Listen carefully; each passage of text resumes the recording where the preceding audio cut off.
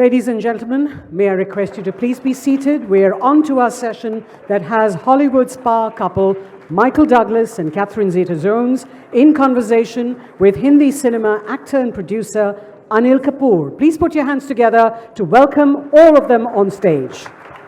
Thank you. Thank you very much. It's a privilege and honor to be here. And when Hindustan Times asked me to do this chat, I thought, why me? I'm not a journalist. Then I said, let me jump into it.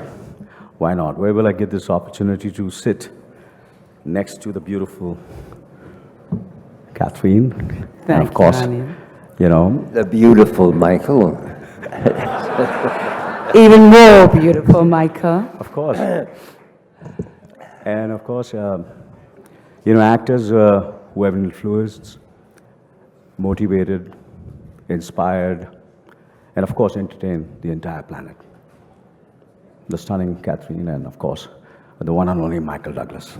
Thank you. Please. Thank you. Thank you. Thank you. Michael, thank you, all of you, for both of you to come to our country, to this beautiful capital. My first question to both of you is, you all have been together since 20 years, you've been married for 20 years, so I've been married for a long time too. So I want you to reveal, what's the secret of a happy, loving marriage? Catherine, you go first because you're the boss. Okay, I go first. First of all, thank you so much, everybody, for coming and having us here. We're delighted to be back in India. It's a country that's very close to our hearts, and we just love coming here. So thank you very much for your hospitality and the invitation, and to meet Anil, which has always been a treat. Well, yes, we have been married for nearly 20 years, and they said it wouldn't last. But it's been a wonderful journey of real love and friendship. I think I was lucky enough to marry my best friend, and we were together through thick and thin. And I think the secret is, for our relationship, is just being kind to each other, retaining our sense of humor. We've just been blessed with two amazing, beautiful children who inspire us as grown-ups every day, and rejuvenate us all the time. But truly, the depth of our relationship is that we're kind to each other, and we're best friends. First, you marry somebody 25 years younger. Then you find out the first time you meet her that you have the same birthday. We both have the same birthday. 9/25, September 25th, 25 years apart. And then you tell her on the first night that you met her, I am going to be the father of your children. And then you see how that goes over.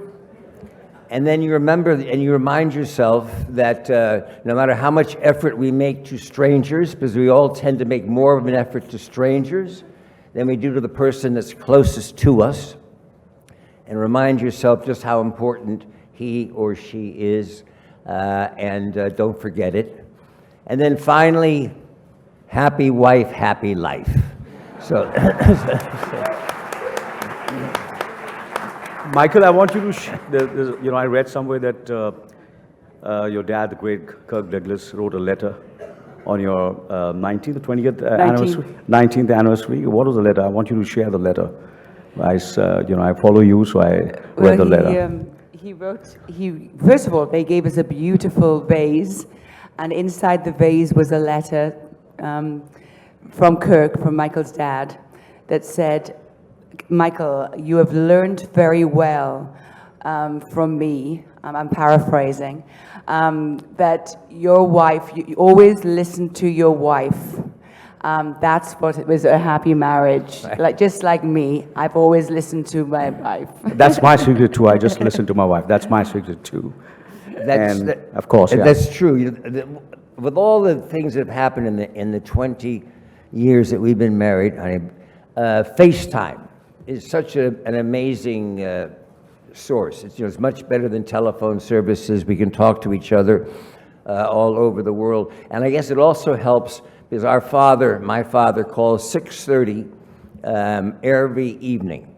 It doesn't matter what time zone we're in. He calls at 6:30 in the evening, every evening, and he really will speak to me briefly, then he says, "Where's your wife?" And so it also helps if you have a father-in-law who adores his daughter-in-law. Well, he's an outrageous flirt. Outrageous.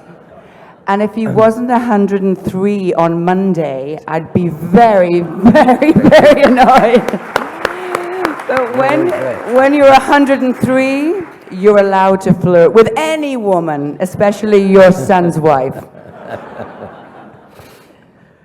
I just, because, in this kind of business, show business, of course, there's a lot of media intrusion, there's the paparazzi, and so how do you deal with that, in this situation, to keep the, the love, there's the gossip written, so how do you deal with that when that happens? Well, for us, we do have, put it this way, when we got together, when we were dating, and then when we consequently got married, over these years, as Michael always says, 2 celebrities make 20, So what we've done and what we've been very proud of with our children is keeping our family life as private as possible. Of course, we're in a business where we walk down a red carpet and we go to events and people are interested and very happy to see us, and we're very humbled by that, and we're very happy to take the selfies, and we're very happy to speak to the press when we need to promote movies or we're doing work. But when we go behind our closed doors for our home, we're just regular people, and we've really maintained the privacy, and Michael will talk more about us living on the island of Bermuda for many years. One, because Michael's mother was Bermudian, but it gave us solace and it gave us privacy, so that when we went out into the world as celebrity Michael and celebrity Catherine, it was easier. It wasn't an everyday battle. Wouldn't you say, honey? I do. I think logistics play an important part of it. We live back east, in both New York City and in a place out in the country, which sort of separates us from the constant, Hollywood culture, business meetings at breakfast going all the way through, and everything. It's one of the reasons why both of us choose not to live in Los Angeles. It's just a very serious industry town, and it's hard to get away. I was fortunate, I think, if of all the advantages of being second generation, of having a father who was a movie star, and being able to watch how he conducted himself in front of the cameras in public versus having a home life, and understanding that separation. And I think that's helped our kids. And getting back to our marriage, I think it really helps when you're both in the same profession. It makes it a lot easier. We try to schedule our work life so that one of us is home. Of course, that doesn't matter anymore, because we just recently become empty nesters, which is a whole other world. As many of you might know, as Catherine and I get to know each other all over again. No more conversations about our children, breakfast, lunch, and dinner. And we get to come to India, so we're very happy. So now that, talking about... Thank you. This is a question of father to a father. Okay, I'm a, father. We've been in this business for many years. My father was a film producer. I'm an actor. My daughters are actresses. My son is an actor, and there's a lot of talk about nepotism. You've been, a person whom I've admired. You've been my role model. You were a son of the great Kirk Douglas, and your achievements have been absolutely respected all over the world. How did you, deal with this, being a son? Was it a curse or was it a gift with the Douglas name? That's a good question, Anil. I think, well, first of all, I was a late bloomer to becoming an actor. It was not some passion I had. It was probably a rejection to my father, and the fact that he was gone a lot working, so I was not one of those who always wanted to be an actor. I was in the university and I was undeclared. I didn't have a major. This was in the 1960s, and I guess you could call me a hippie. And I was finally in my junior year of college when they said, you know, you have to declare a major. You can't. And so I thought, okay, man, I'll do theater, you know. Because my mother's an actress and that. So I started late, and I was not good. My father, I must say, was wonderful. He came to all my college productions. And the first time he saw me, he said, Michael, you were terrible, you know. So I began from there and sort of just worked hard at it and became better. But I was always in the shadow. I'm sure, Anil, you had that earlier in your career. I always felt in the shadow. People would say, oh, that's just like your father. And thank you very much. I appreciate that. But the reality is you're trying to create your own identity. You don't want to be told that you're just similar to your father. So for me, it didn't come like 20 years into my career when I won the Oscar for Wall Street that I finally felt, and why the Oscar probably was more important to me, maybe even than other people, that I felt like I stepped out of the shadow of my father and kind of created my own identity. I think that, and the fact that early on I was able, he had acquired in a book called One Flew Over the Cuckoo's Nest, Right, yeah. which he had gone back to Broadway, and it made it into a play. And at the height of his career, it was right after Spartacus, he went back to do this play, and yet he could not get it made into a movie after that. He tried for a while. And then I was out of college and was beginning to work, and I had read this book, and it was fantastic. And I said, listen, he's trying to sell it now. He couldn't get it made, and I said, let me try to get it together, Dad. Just give me a chance. Let me run with it for a little while. And he said, well, what are you going to do? I worked 5-6 years to try to get this movie made. You're going to get this? I said, let me just try. And a couple of years, I was able to get the picture made, and he looked at me with a whole new look in his eye, and that sort of changed. Of course, unfortunately, by then, the idea was that he was going to play the part that Jack Nicholson played, but he was a little older and things had changed by then, so he's never forgiven me for that. But he did still share mentions it. Right. He really does. He still mentions it. He still mentions from time it. to time. So you were 32 when you won the first Oscar as a producer, right? You were 32 years old. That was your first Oscar. You were 32. I was 32, 31, who's counting? And One Flew Over the Cuckoo's Nest, that's Great. correct. So what would your advice be to, children who are children of, celebrities and famous fathers? What would your advice be? Be very appreciative and very humble. There's a lot of ways that you can grow up in this world, and my father has a tremendous rags to riches story. My grandfather was from Belarus, and he arrived during the Russian Revolution in 1914 in the States as an immigrant, illiterate, and my father was born in 1916, and he worked his way up hard. His folks did not speak. My grandfather was a junk man. He had a horse and wagon. And so it's a wonderful American story about working your way up. And I think if he's taught us anything, it's tenacity, ethics, and hard work, and humility.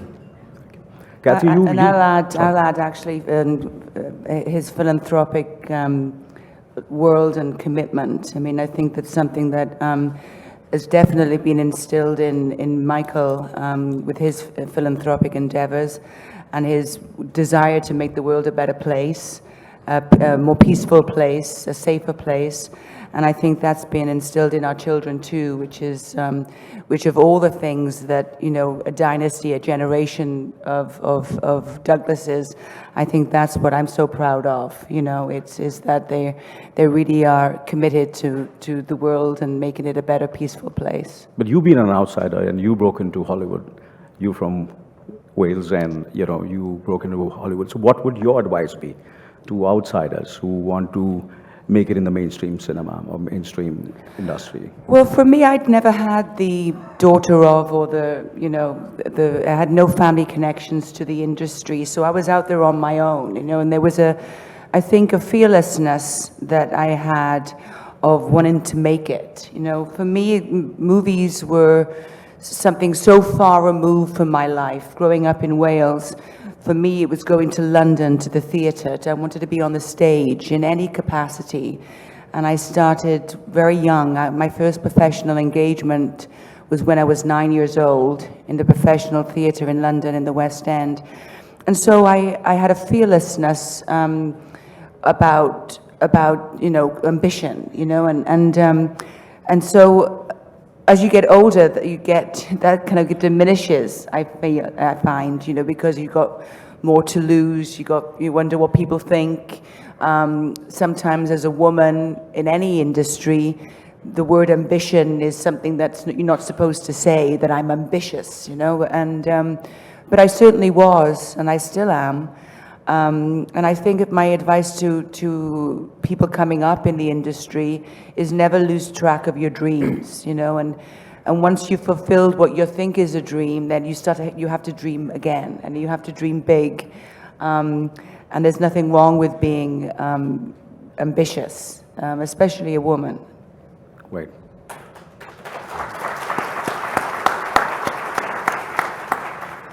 Now let's come to a very exciting question, I think, because I've been known as being, in India, being ageless or forever young. But the truth is, I would agree on you. I would agree with that. but the truth is, you're my role model. Honestly, you've been my role model. You are my role model. You look great. You look amazing. Thank you. Fantastic, and you look beautiful. Thank you. Mother of two, look beautiful. We like our work. Absolutely. Your father's 103. Your mom, I've met your mom. We traveled together. That's my stepmother. I know. But she says she's my mom. Yes. When I have a good movie. Yeah. But when I have a bad movie, oh no, that's my stepson.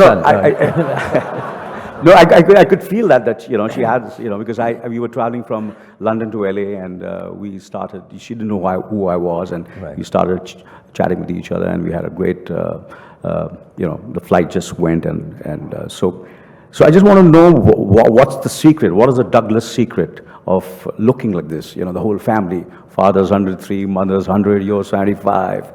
Is it some special tea which you drink, Douglas tea? Can you share that tea?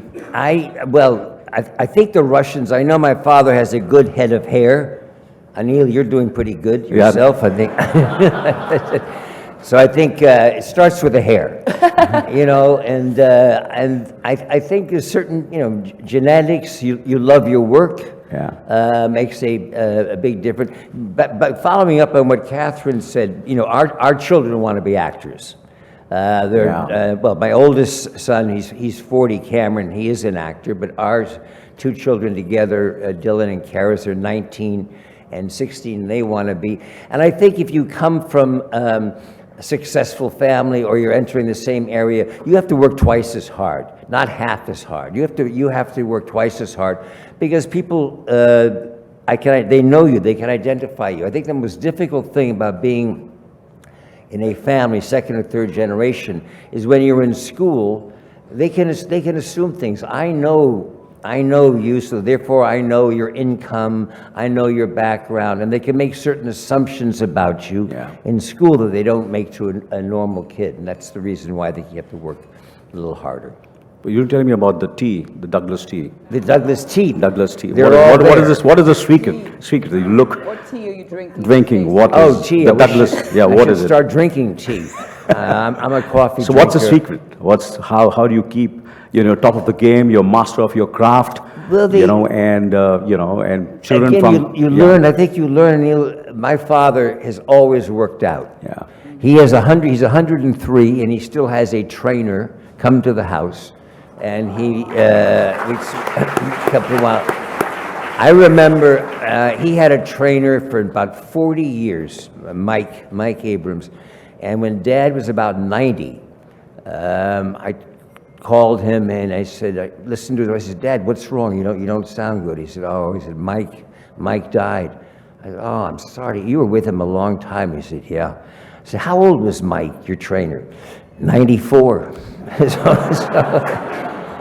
So I don't know. I think certainly having a wonderful partner like Catherine helps a lot.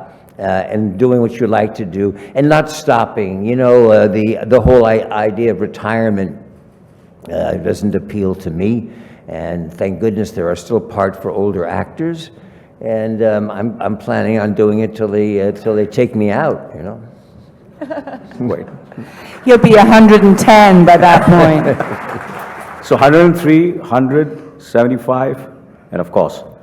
So it's about 300 years, right? That's right. Absolutely. That's no, I think we looked at it last time between well, Catherine and I and Kirk. We have 250 movies. That's right. That's even close to your numbers. Than No, me alone, I've done 150 films. I know. Unbelievable. It's fantastic. It's amazing. Well, Michael, I've seen, I think, most of your films. I've, you've done some great, successful films, created some iconic characters. But of course, my most favorite is Gordon Gekko, which you did in Wall Street. And I just loved the film. I loved your character. So, when you're working on the character, when you were, in the process, when you were, when Oliver Stone, when you read the script, because you have an instinct for script, I feel you have an instinct for material.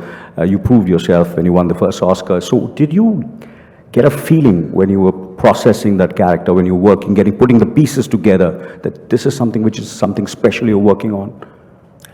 Yes. Oliver Stone is a wonderful director, wonderful writer, and I did not know him.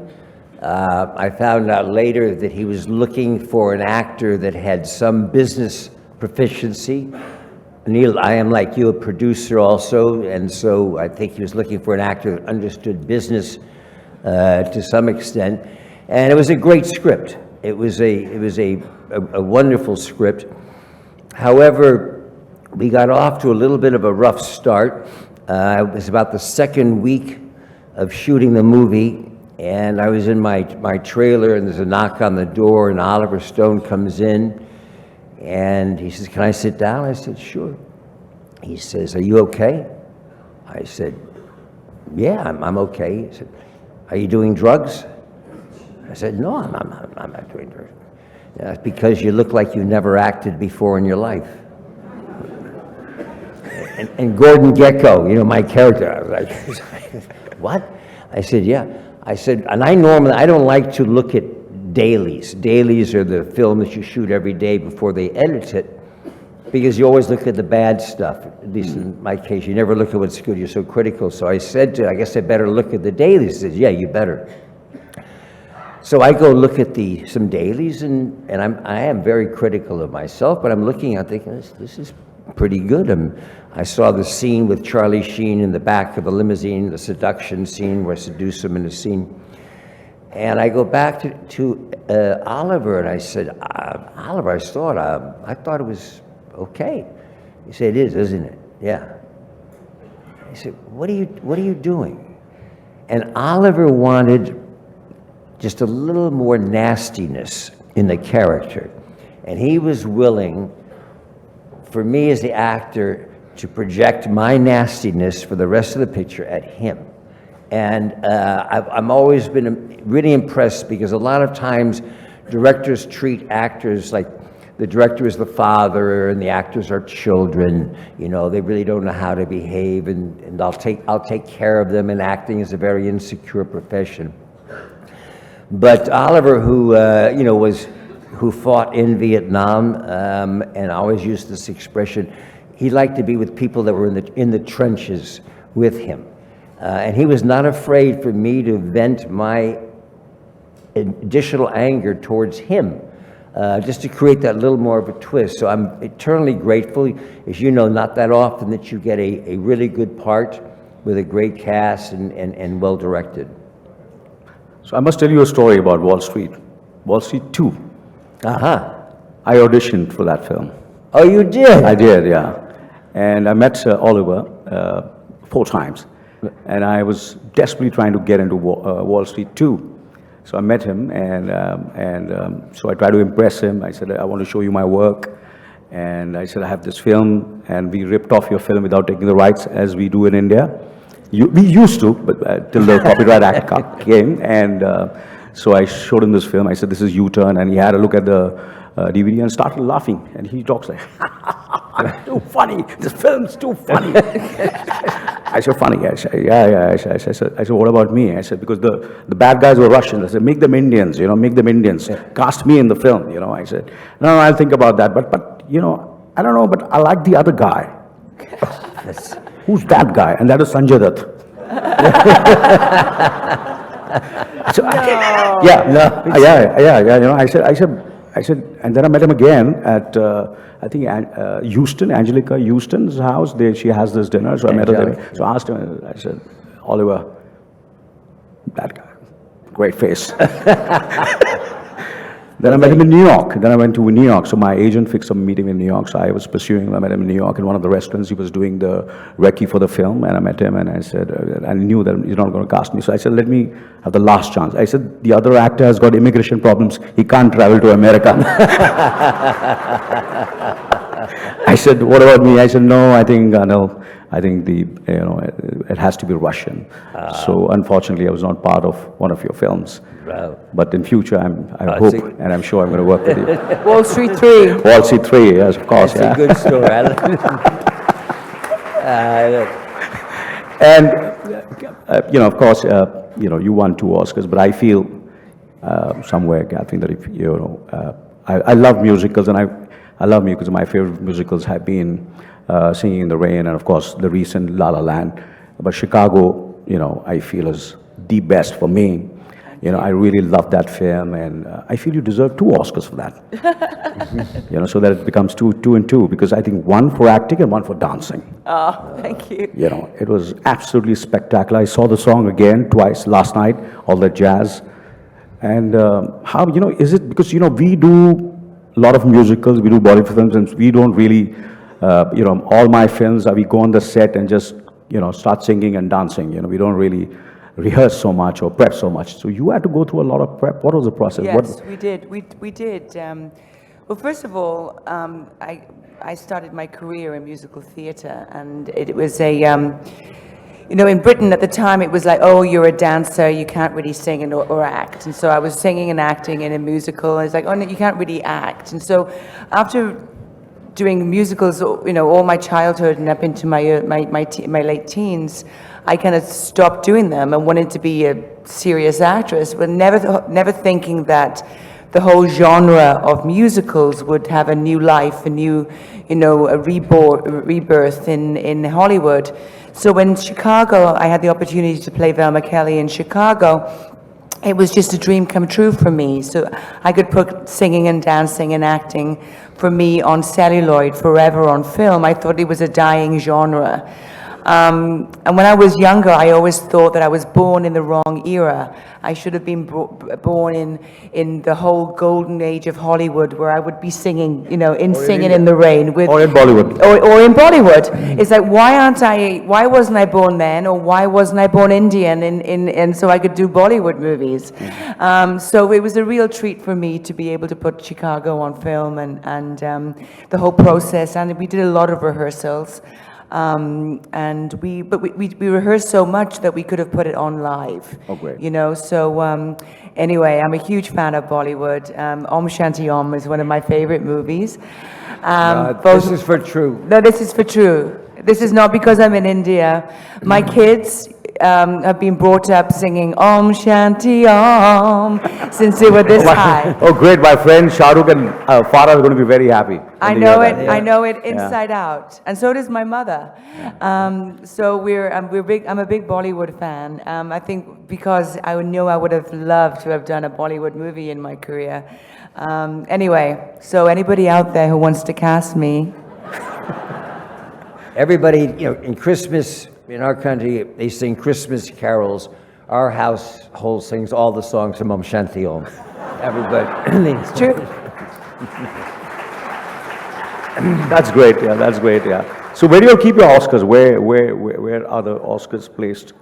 On the bookshelf. Oh, Michael, I have to say, my husband has so many awards. We don't know where to put them.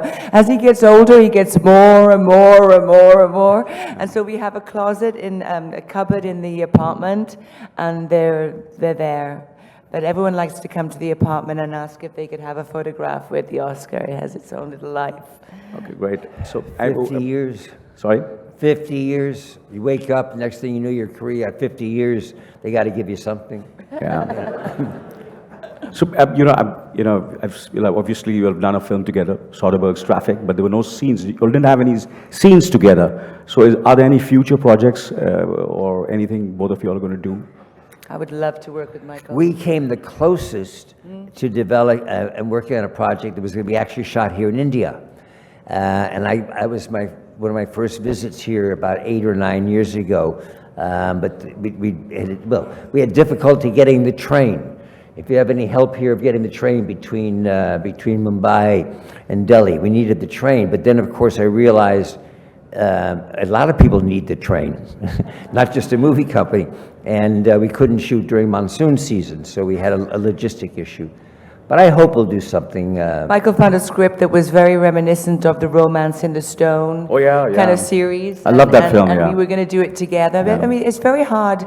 For me personally, maybe not for everybody, but when there's a married couple and you see them on the screen, there's something, the project has to be very specific. I find if it's, a love story, it becomes a little voyeuristic, I think. There's something unsettling to me as an audience member watching other married couples on screen. So I think there has to be, the project would have to have a dynamic with some humor, some action, some fun in it.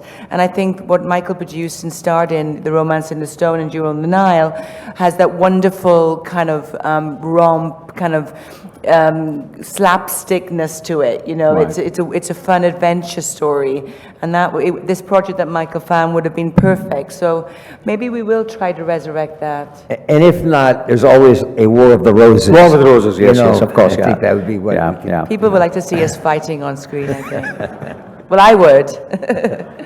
Michael, Hollywood is learning more and more, leaning more and more towards the spectacular special effects, laden superhero films. Intimate dramas, romances, and comedies are few and far between. Martin Scorsese, Francis Ford Coppola they've criticized this trend. What are your thoughts on that? I exactly understand. In terms of between where movies are at today? Yeah. Well, I mean, this is the magic of streaming. I know you had Reed Hastings here yesterday, and I do a series now for Netflix, and there is never in the history of the film and television been a better time for artists, not just actors, directors, producers, writers. Streaming has brought so much more product to the market.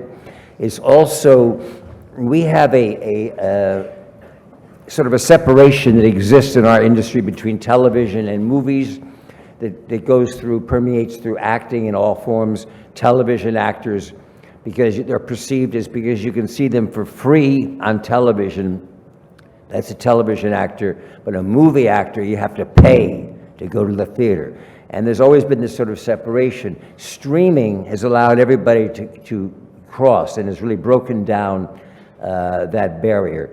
So I think it's a wonderful time. Yes, the big screen is filled in a large part by these CGI special effects movies, but I don't know how difficult it is in here, but it's part of the success, I think, of Bollywood too, is you go to a theater where you have to, either pay for parking or have a meal, the tickets are not cheap, it becomes an event. Right. And you need to have it on a screen, an event. And that's why I think it's made it very difficult for the more personalized picture.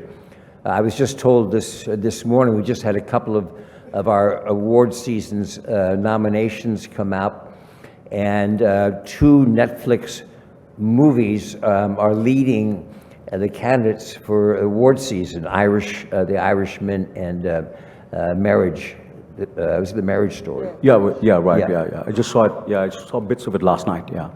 Right. Yeah, I heard a lot about it, and it's a terrific film, yeah. And so, Michael, you're known to have clear-cut political views. This is one political question I want to ask you, if you don't mind. Would you share with us your views on the American governance today? On the president race? Is that right? Yep. Oh, I thought How long have you got? No, I thought I thought I was going to get out of India without having to. Oh, do you really want? Does anybody really want to hear that? Isn't it nice to have maybe half an hour of not talking about our American president? Cool. Okay. I mean, it's just he just takes the air out of the room. Okay. It's a crazy time, you know. It's a difficult, and just as I try to look outside of our own country, because there is a kind of a strange populist movement that seems to be going around the world. Certainly in our country, you're seeing it in a lot of countries in Europe. I know you're dealing with volatile issues here in your own country. I'm not exactly sure where this polarization has come from, but what does really worry me is this fake news and this idea that facts now can be changed. We deal in our industry with the idea that you can take with a CGI, you can take my head and put it on anybody's body and have things come out of my mouth that I've never said. And I don't know where this is going to be leading. Certainly we're going to see in our next election in the next year. They've already discovered issues with President Obama where there were speeches that he gave which he didn't give, which was simply CGI'd with the face and using his voice. So the areas of this fake news and what's happening on the internet is really a confusing issue that I do worry about, because I don't know if we all have the patience to get to the credible bottom of what the truth is. Cool. So there's a question which I want to ask you from the audience. That's one of my favorite films too, American President. I love that film. And any favorite memories from the movie, The American President? And of course, Catherine, you're working with the great, doing that film, my favorite film again, Entrapment, Yes. with Sean Connery. So first to you, Michael, any favorite moment from the Well, film, The American President was written by Aaron Sorkin, who's a leading wonderful writer. He's on Broadway now with To Kill a Mockingbird. Yeah. And out of The American President, Aaron developed the series West Wing. So it was, again, a wonderful, wonderful script, which is what you really look for. I remember thinking when they offered me the part, oh, I'm too young for this part. Little did I know how quickly we age. And I had a wonderful experience. It was really good. Rob Reiner was the director, excellent. It was very interesting. I can't say Annette Bening, who played, and I'm very, very fond of Annette, we were very close, but she has a very professional way of acting, and it was just interesting. We did not have a lot of social interaction off camera, and yet had a wonderful, wonderful chemistry. Chemistry is an amazing thing. So I like The American President. Many politicians enjoy it, but I always remind them, but I know how the script ends. You don't. I think, Michael, there's a whole bunch of fans out there who still thinks Michael should be running for president right now. And I agree. Wow. Thank you. And finally, just tell me what's at the top of your mind at this very moment, both of you. On top of your mind, at this moment, what is top of your mind at the moment? My favorite film? No, No. what's at the top of my mind? Top of your mind. Right now is that I didn't answer the Sean Connery question. I love working with Sean Connery. He was very, very, very influential in my career, in that for me, coming from Britain and having the chance to work with Sean Connery, who was iconic, and still is iconic. and to have this really great relationship off screen where I became family to him. He always called me the kid. And Sean is that real Scotsman, you know, and he's got a bit of a temper on him. So if anyone was talking whilst I was acting, he'd go, "Shut up, the kid's acting!" And all these people be on the set, like, you know, and I'd be like shaking in my boots. "Okay, Sean, calm down, I'm fine. But we had a wonderful, wonderful relationship, and the movie turned out really great. And it was when I was shooting that movie that I actually met my husband, because I was promoting Zorro at the Deauville Film Festival. And so I met him, and then briefly, and then I had to go back up and finish shooting with Sean. So Do you get a chance to meet him now? no, I don't. Unfortunately, I haven't seen Sean in a long time. He's living in the Bahamas, very happily retired. So, but I miss him very much. We all miss him. Yeah. And, you know, we all miss him. We love him. Screen. And any thoughts about Delhi when you traveled from the airport to Delhi? Did you see anything in the city? Do you plan to visit any of the cities? Do you plan to stay back for a few more days and go to Agra or any of the cities, Rajasthan? We do, Anil. Unfortunately, we're not going to share our plans of where we're going in India here, but we do have plans to visit, take advantage of this nice invitation to be here. And I must say thank you all for coming, because it is Thank you very, so much. very nice, you know, on behalf of opportunity. yeah, of course, thank you. On behalf of HT, our country, and our capital, thank you so much for being with us. Thank you. It was lovely speaking to you all and conversing And with thank you so much. Thank you. This interview has Thank been you. wonderful with you. Yeah. There's another question from the audience, yeah. Yeah. Sure. Lots of questions? Okay. How you going? Yeah. Oh.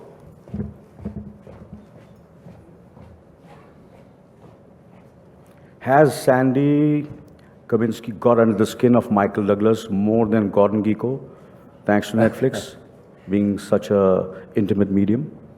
Well, I'll help some of your audience who may not know. I have a series now on Netflix called The Kaminsky Method. You can catch it. It's a half-hour comedy produced and written by Chuck Lorre, who's a very, very successful television producer. Did 2.5 Men, The Big Bang Theory, Young Sheldon. It's a good series. I do it with Alan Arkin. And my character's name is Sandy Kaminsky, and I play an acting coach and teacher. So yes, Sandy Kaminsky is a lot closer and more comfortable for me to play than Gordon Gekko. Okay. I don't know, there's a request. Would Anil like to have a dance with Catherine on the... Absolutely. Now, just a minute. She loves Om Shanti Om. I'm a very bad dancer. I love it. You love it? Om Shanti. Do we have the track? I don't think people understand my obsession with Om Shanti Om. I mean, Yeah, no. you have no idea. I know it verbatim. I know Yeah. the scenes. I always thought it would make a fantastic Broadway musical. Really? But I can't play it because I'm not Indian. I think you look Indian also. I think, yeah. Because I have, you know, my niece looks like you. Yeah. I'm very honored. Yeah. Some of the most beautiful women in the world are from India. But it's a wonderful story. Catherine, you know, was a child prodigy dancer and performer, was touring when she was 9 years old. And when she was 15, she went on her own to London, stayed with a governor of somebody's house, and was in the chorus of 42nd Street when she was 16 years old. And just by chance, the producer of 42nd Street, she was in the chorus, but she was the understudy for the lead. And just the show had been playing for years, and by chance, the producer, the original New York producer, coming by to check on the show, was there the night that Catherine had to go on, replace the lead, and she went on. And he saw her, and you were 17? 17. 17 years old, saw her, and then gave her the lead in the show based on her performance. So sometimes it combines a little bit of talent. So, Catherine, are you ready for just a little Om Shanti Om? Can we dance? All young girls put their hands in the air. Om Shanti Om. Wow. Are you I gonna haven't play got the right shoes on to dance. But, So can I dance then? Yeah, go on. But I'm always ready.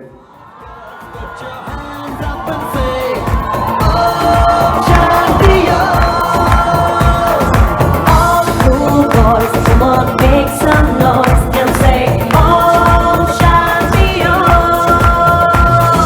All the hot girls, put your hands up and say Om Shanti Om.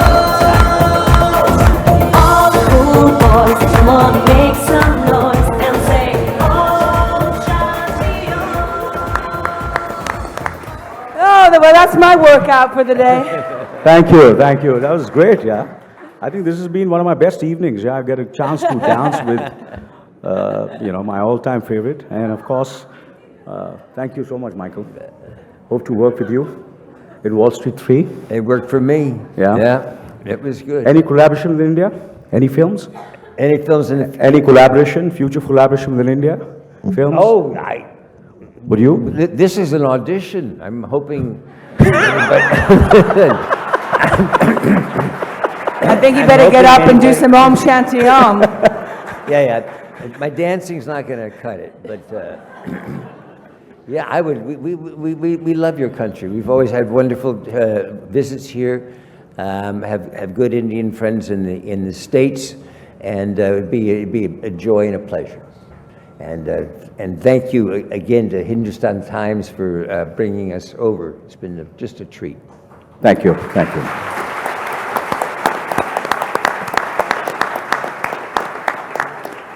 Thank you very much, Mr. Kapoor, Catherine, and Michael Douglas.